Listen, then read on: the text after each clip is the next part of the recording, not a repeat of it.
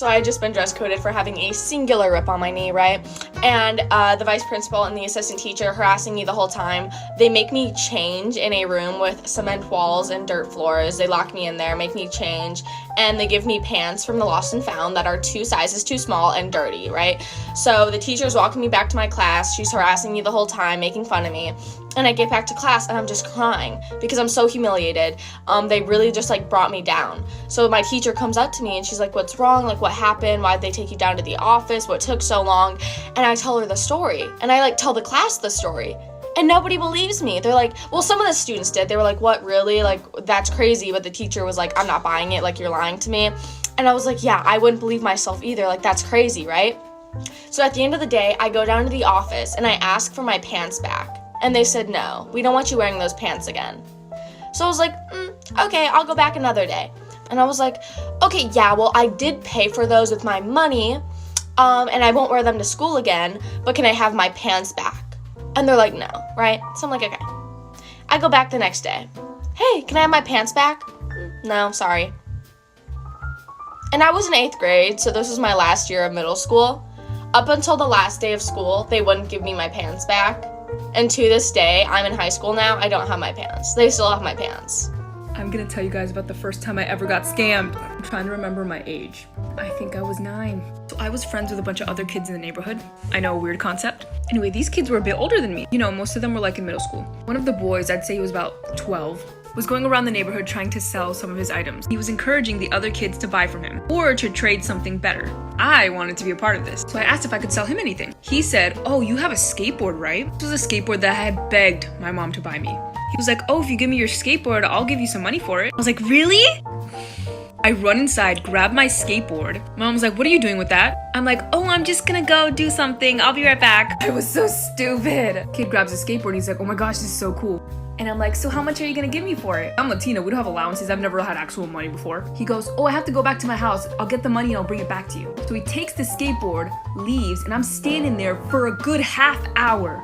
I was expecting 10 bucks, maybe 5. You will not believe what this kid came back with. This is part 2 of the first time that I ever got scammed. So this kid left and said he'd be right back with the money. I was standing on the street corner, waiting for this kid. I was starting to get nervous, so much time was passing by, and my mom was waiting for me. I was nervous because I needed to prove to her that I did not just give away my skateboard for no reason, that this kid was actually gonna give me enough money for it. She was gonna be proud of me, I don't know. I had no idea where this kid lived, but I start walking down the street in the way that he left so that maybe I could see him. I walk for a while and I finally see him walking down the street. And I'm like, oh, thank goodness. I go up to him and I'm like, hey, do you have the money? Starts the sentence with, so here's the thing. He begins to tell me that he actually doesn't have the money right now. That'll pay me later. But in the meantime, here's a baseball that his dad told him is gonna be worth something someday.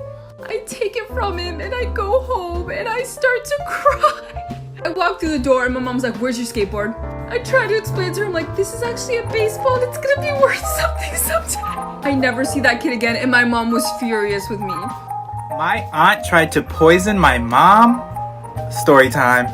So one thing to keep in mind is that my mom and my aunt do not get along. And a few years ago, my aunt was going through some financial troubles, so she had to come live with us for a little while. And since she was going through a little bit of troubles, her and my mom came up with this deal that my aunt would just help around the house, you know, like cook dinner, clean up, stuff like that. Well, about 2 weeks after she moved in, my mom started to become really sick. And we literally had no idea what was causing it. My mom was just having severe stomach pains. And it got so bad that my mom ended up passing out and we had to rush her to the emergency room.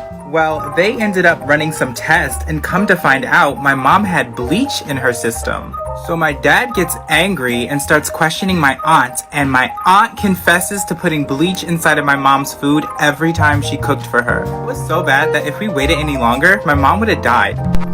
Story time, how I got revenge on the school's popular girl and never got caught.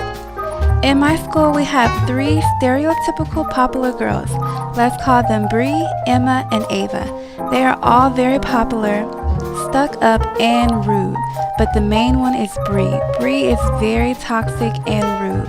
She forces people to do her homework and is a very terrible person. Well, in 5th grade, I decided to get my revenge on her. My teacher set up this site. I won't say his name for privacy reasons. On this site, she would give us writing prompts and we could write. However, the catch was, all other students could see and edit your work. There was also no way that you could see who was editing your work because the whole site was anonymous, really. One day the teacher gave us a writing prompt and told all of us to write. I decided to see what Bree was doing. That's when I had a great idea. Because the site was anonymous, I could edit and destroy all of Bree's work. I ended up deleting a bunch of her writings and wrote a bunch of nasty and rude comments. She ended up finding out and went around asking everyone who did that to her account. I denied it. The next day, the teacher was making us present our writings. To make it less suspicious that Bree was the only person who got hacked. With the TD First Class Travel Visa Infinite card, every purchase counts. Even yoga class. Earning TD I decided to hack others as well. That included some of my friends and me. I specifically stuck with just messing around with the girls and not getting involved with the boys. But let me say, the next day when the teacher told us to read, basically all the girls' writings were ruined, including mine. I was also the teacher's pet, so she wasn't suspicious. But that's when things took a turn. The teacher said she knew the owner of this website and that the owner could find out who did it. I started to freak. Like, oh no, I wasn't getting in trouble. Thankfully, the teacher was absent for a while after that and she never found out who was responsible.